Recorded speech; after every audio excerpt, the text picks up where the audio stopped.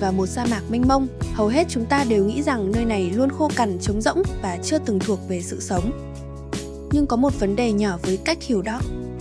Những gì chúng ta thấy hôm nay thường chỉ là kết quả cuối cùng, không phải điểm khởi đầu. Và để hiểu điều này, chúng ta cần quay lại một thời điểm mà trái đất trông hoàn toàn khác. Sa mạc mang dáng vẻ của sự thiếu vắng, thiếu nước, thiếu sinh vật, thiếu chuyển động. Nhưng chính vẻ im lặng đó lại che giấu một nghịch lý lớn. Nhiều sa mạc trên trái đất không phải được sinh ra từ khô hạn mà từ dư thừa nước. Chúng không phải là vùng đất chết ngay từ đầu, mà là phần xác còn lại của những đại dương từng tồn tại rất lâu trước khi con người xuất hiện. Chúng ta quen nhìn bề mặt và tin rằng nó phản ánh bản chất, nhưng trái đất không vận hành theo logic của hiện tại. Nó vận hành theo thời gian, một loại thời gian dài đến mức ký ức loài người trở nên vô nghĩa. Nếu bề mặt hôm nay là lời nói, thì địa chất bên dưới mới là sự thật. Và đôi khi hai thứ đó mâu thuẫn hoàn toàn. Có một điều hiếm khi được nhắc tới, phần lớn lục địa mà chúng ta đang sống từng nằm dưới mực nước biển, không phải trong truyền thuyết mà trong những giai đoạn kéo dài hàng chục triệu năm. Khi đó, trái đất không phân biệt rõ ràng giữa đất liền và đại dương như hiện nay. Các mảng kiến tạo liên tục trôi, va chạm, tách rời, nâng lên rồi lại chìm xuống, để lại những đại dương nông phủ kín những nơi mà ngày nay là sa mạc. Nếu bạn đứng giữa Sahara ngày hôm nay, rất khó để tin rằng dưới chân mình từng là một vùng biển ấm, nơi sinh vật phù du sinh sôi và chết đi theo từng chu kỳ. Nhưng chính những cái chết lặng lẽ đó đã tích tụ, bị chôn vùi, nén ép và trở thành dấu vết hóa thạch mà sa mạc không thể xóa bỏ. Cát chỉ là lớp áo mới khoác lên một ký ức cũ. Điều thú vị là sa mạc không chỉ che giấu nước mà còn bảo tồn nó dưới dạng ký ức địa chất. Những lớp đá trầm tích xếp chồng lên nhau giống như các trang sách, mỗi trang ghi lại một thời kỳ khi mưa không phải là điều hiếm hoi và nước từng quyết định mọi thứ. Nếu nhìn theo cách này, liệu chúng ta có đang hiểu sai khái niệm vùng đất khô hạn hay không? Có những vùng sa mạc ngày nay, nếu quan sát kỹ, bạn sẽ thấy những đường vân sóng hóa thạch trong đá thứ chỉ có thể hình thành dưới nước. Những chi tiết nhỏ đó đặt ra một câu hỏi khó chịu. Nếu bề mặt có thể nói dối về quá khứ, thì còn bao nhiêu thứ khác chúng ta đang tin chỉ vì chúng trông có vẻ hợp lý. Trái đất không có trạng thái cố định, nó không trung thành với bất kỳ hình dạng nào.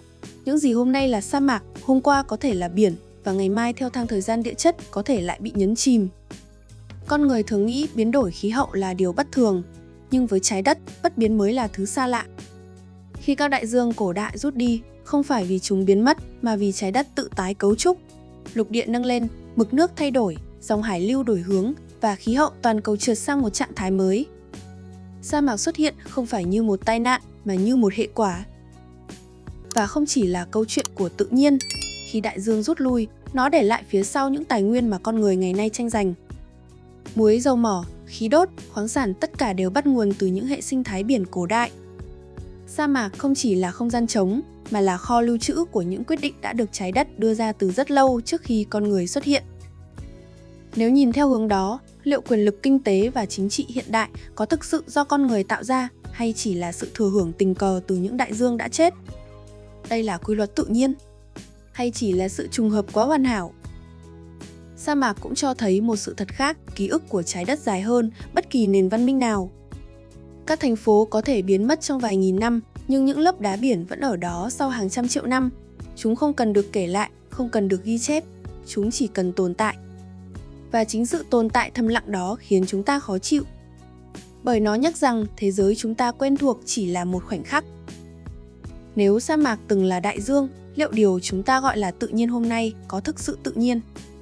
Ai đang quyết định vận mệnh của các vùng đất, con người với biên giới và bản đồ, hay những chuyển động âm thầm sâu dưới lòng trái đất? Và nếu bề mặt hiện tại có thể che giấu quá khứ, liệu nó cũng đang che giấu tương lai? Có lẽ vấn đề không nằm ở chỗ sa mạc từng là đại dương. Vấn đề là chúng ta đã quen tin rằng những gì mình thấy là toàn bộ câu chuyện. Trong khi thực tế, chúng ta chỉ đang đứng trên một lớp bề mặt rất mỏng, bên dưới là hàng triệu năm biến đổi không ngừng. Trái đất không nói dối, nhưng nó cũng không giải thích. Nó chỉ để lại dấu vết. Và việc chúng ta có chọn đọc những dấu vết đó hay không, có lẽ sẽ quyết định cách chúng ta hiểu thế giới này và vị trí nhỏ bé của mình trong một câu chuyện dài hơn rất nhiều so với lịch sử loài người.